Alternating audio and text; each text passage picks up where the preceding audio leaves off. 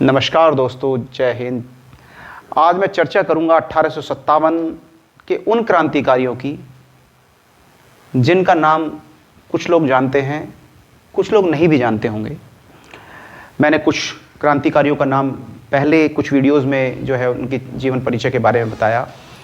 इसी कड़ी में मैं एक और स्वतंत्रता सेनानी की बात करूंगा, यानी कि मैं बात करूंगा बेगम हजरत महल।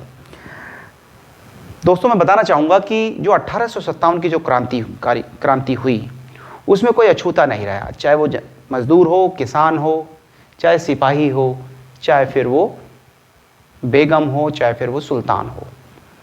तो इसी कड़ी में जब हम बात कर रहे हैं बेगम हजरत महल की, जो कि एक बेगम थी, अवध की बेगम के नाम से प्रसिद्ध थी।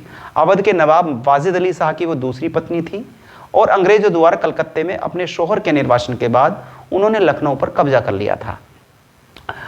अपनी अवध रियासत की हुकूमत को बरकरार रखा। अंग्रेजों को कब्जे से अपनी रियासत को बचाने के लिए उन्होंने अपने बेटे नवाबजादे बिरजिस कद्र को अवध का वली अर्थात शासक नियुक्त करने का उन्होंने प्रयास भी किया। 1857 के भारतीय विद्रोह के दौरान ब्रिटिश ईस्ट इंडिया कंपनी के खिलाफ विद्रोह किया। अंततः उन्हें नेपाल में शरण मिली। तो अगर हम बात करें बेगम हजरत महल की, तो जीवन बड़ा संघर्षपूर्ण रहा।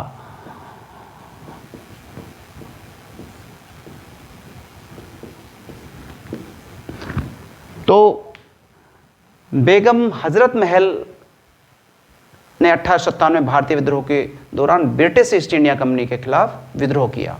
बेगम हजरत महल का नाम मोहम्मदी खानुम था और उनका जन्म फैजाबाद अवध में हुआ था। वह पेशे से एक तवायफ थी और माता पिता द्वारा बेचे जाने के बाद ख्वासीन के रूप में शाही हरम में उन्हें ले लिया गया था। तब उन्हें शाही अधिकारियों के पास बेचा गया था। बाद में परी के तौर पर पदोन्नत हुई। उन्हें महक परी के नाम से जाना जाता था और अवध के जो नवाब थे उनकी शाही रखेल के तौर पर उन्हें स्वीकार किया गया। उनके बेटे बिरजिस कद्र के जन्म के बाद उन्हें हजरत महल का भी खिताब दिया गया और अपने बेटे को उनका हक दिलाने के लिए ब्रिटिश जो शासन था, यानी कि ब्रिटिश ईस्ट इंडिया कंपनी के साथ उनका जो है विवाद हुआ। तो 1856 में अंग्रेजों ने अवध पर जब कब्जा किया तो वाजिद अली शाह को कलकत्ते में निर्वासित कर दिया गया और कलकत्ते में उनके पति के निर्वासित होने के बाद बेगम हजरत महल ने अवध रियासत के राजकीय मामलों को संभाला। तो आज़ादी के पहले युद्ध के दौरान 1857 से 1858 तक राजा जयलाल सिंह की अगुवाई में बेगम हजरत महल के समर्थनों के ब्रिटिश ईस्ट इंडिया कंपनी के खिलाफ बगावत की थी। उन्होंने लखनऊ पर फिर से कब्जा किया और अपने बेटे ब्रिजिस कद्र को अवध के वली शासक घोषित कर दिया।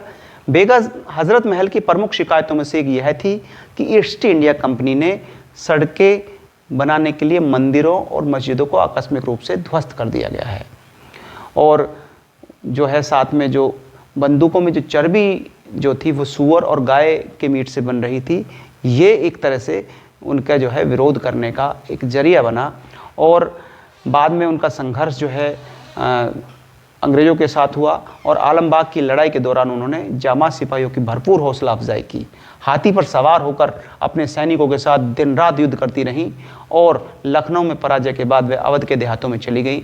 वहाँ भी क्रांति को उन्होंने जो है आगे बढ़ाने का कार्य किया और बाद में वे रानी लक्ष्मीबाई की सेना में शामिल हुई और लखनऊ में बेगम हजरत महल की महिला सैनिक दल का उन्होंने नेतृत्व जो है रहीमों के हाथ में दिया और बाद में उन्हें निर्वासित होकर जो है नेपाल जाना पड़ा और उन्होंने पहले राणा के प्रधानमंत्री जंग बहादुर ने उन्हें जो शरण देने से मना कर दिया, लेकिन बाद में उन्हें वहाँ रहने की इजाज़त मिल गई और 1879 में उनकी मृत्यु हो गई और उन्हें काठमांडू के जामा मस्जिद के मैदान में एक अज्ञात कब्र में दफनाया गया। तो उनकी मृत्यु के बाद रानी विक्टोरिया की जयंती के अवसर पर ब्रिटिश सरकार ने ब्रिजिस कद्र को माफ़ कर दिया और उन्हें घर लौटने की इजाज़त दे दी। तो अगर हम बात करें उनके स्मारकों की, तो बेगम हजरत महल का मकबरा जामा मस्जिद घंटाघर के पास काठमांडू के मध्य भाग में स्थित है और प्रसिद्ध मार्ग से ज़्यादा दूर नहीं है। तो ऐसा जीवन था बेगम हजरत महल का, जिन्होंने अपना जीवन संघर्षों में बिताया और एक तरह से अंग्रेज़ों के खिलाफ बगावत की।